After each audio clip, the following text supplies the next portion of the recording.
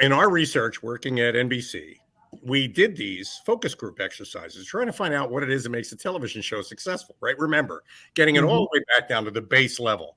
How do you get 13 million people to watch a television show at 9 o'clock on a Tuesday or Thursday night? How do you do that? How you do that? We asked a whole bunch of people in focus groups to identify role models and to describe those role models for us. We got back hundreds of words. And we found that all those words fall into 4 groups of synonyms, only 4. Only 4. Now, Bork, you were mentioning Yermi and his behavior as he interacted with you. Right. Words like trust, companion, empathy, connection, those words are, in our model, green words. Green words are harmonious words. Follow the rules, get along with others. When you come to work at 9 o'clock in the morning and you stay until 5 o'clock when you're supposed to leave. If there's a rule that's written, you follow that rule. Those are words that those words all describe a role model who respects tradition, honors traditions, and follows tradition. Does that make sense? Yeah.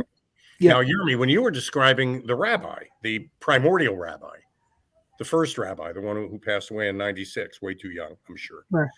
When you were describing that rabbi, you were describing blue behavior to me. Learned, deep thinker, scholarly, maybe a little analytical, doesn't take things at face value. Right. Also, maybe a little careful about what they say. Don't open your mouth and say anything until you've fully formulated what it is you're trying to express. Absolutely. Which means that person is probably more likely to use silence because silence is me thinking, and I don't want to say anything until I've thought it through. Does that make sense? Yep. Okay. So we got the green people who follow the rules and respect each other. We've got the blue people who are scholarly and analytical. Then there are the red people. The red people, the red role models, are role models that like to get to a point. They cut a conversation short. They net it out. They set deadlines, like it's got to be done by 5 o'clock on Friday. They're abrupt. And by the way, every one of these role models also has a downside. The green role model can be very stubborn. The blue role model can be very pedantic, maybe a little bit too talkative sometimes, maybe boring. The red role model can be pushy or demanding. And then there's the yellow role model. The yellow role model is an outside-the-box thinker. You never know what they're going to do next. They're always a surprise a minute. Often they're funny. Okay, and the downside of that is every now and then they'll oversimplify something, or they'll say something just to get an effect without really thinking it through. Okay, here's what we learned. In order for a television program to be successful, before the second commercial break, you must meet those 4 characters. Wow. You must meet those 4 characters. And the cool thing about it, this is the part I did, we had the model and it worked. So we were producing successful television programs for a tenth the cost because we made sure that every script we approved had those 4 characters in it. You could tell from the dialogue and the stage direction how they were going to behave, right? So you knew that they complied with the formula. Wow. You ever watch Seinfeld? Yep. Okay, still around. That's back in the 90s, but still around in rerun. Jerry is green. Yeah. George is blue. Yeah. Elaine is red. Kramer is bright yellow. As yellow as yellow gets. Okay, those are the 4 characters that you meet in that program. Anyway, my point is that was a conformant script, and it turned out to be an enormous hit. Wow. An enormous hit.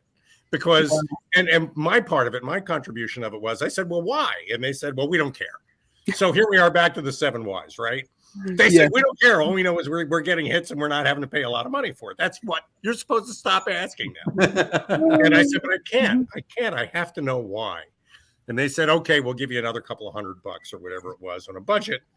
And so I ran some focus groups. And here's what I found. The conventional wisdom is that the character that you relate to is the reason why you watch the show. And it isn't. The character that draws you to the program is the role model that is least like you, that represents the most change to you. So people who are green, like Jerry, for example, tend to gravitate to people who are red, like Elaine. Mm. People who are very detail oriented, like George, tend to gravitate toward people who are random and unpredictable, like Kramer, Mm. and vice versa. That opposites attract is Yeah. actually what attracts you to the program. And it's what attracts us Wow. to each other. Because in life, we're always looking for people that are different from us. Because if we want to change, why would we want to change to be somebody who's like us? Sure. And everybody is seeking change. Everybody is. As change resistant as people might seem to be, they're really not change resistant. Mm. So does that all, do you track with all that? Oh yeah. Wow. I mean, like, The whole thing really is, it's a miraculous proof of the fact that role models exist and they matter. And that they can be used. They can be, I hate to say weaponized, but that whole dynamic of role models can be applied in creative ways to engage people in an effort where they're all inclined to give 100% of it. Remember, getting people to watch a television program is one thing. I mean, that's 13 or 14 or 15 million viewers watching a TV program. My job as a project manager is how do you get 800 and let's say 150 people who don't report to me? I can't fire them. I can't give them a bonus. I can't even yell at them. How do I get 150 people? How do I get 150 cats to follow me? Well, they wouldn't follow me, but they would follow the red dot. So my job as a project manager was always to create an outcome for the project that was so compelling and so alive that people gravitated toward that outcome and fell in love with it. When they do that, they'll kill for you. yeah. And you can, in fact, you're not even the project manager anymore. They are. That thing that they love is the project manager. Your job is to follow along behind them with pizzas and hats, throw parties for them, and thank them for the work they're doing. Mm-hmm. That's project leadership. That's the difference between leadership and management. So if that all makes sense, what I just did, what I just explained to you is something that's fundamentally wired into the way human beings work. It has been proven internationally. NBC is an international company. They've done this in multiple languages. Wow. And it works the same everywhere, all over the world, because that's how people are wired. Works the same. Absolutely incredible.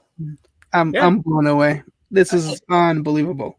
And I've seen this work without even knowing that that's what was happening. I've seen this work, especially in education, like you referenced. I mean, this is what a good educator does on a daily basis. I mean, I'm doing it now with my students we have now. We literally just had a training on the nurtured heart approach to parenting and to teaching. And it's really about where is this kid now, but what is the behavior that we want to elicit in them? And most of the times it's opposites.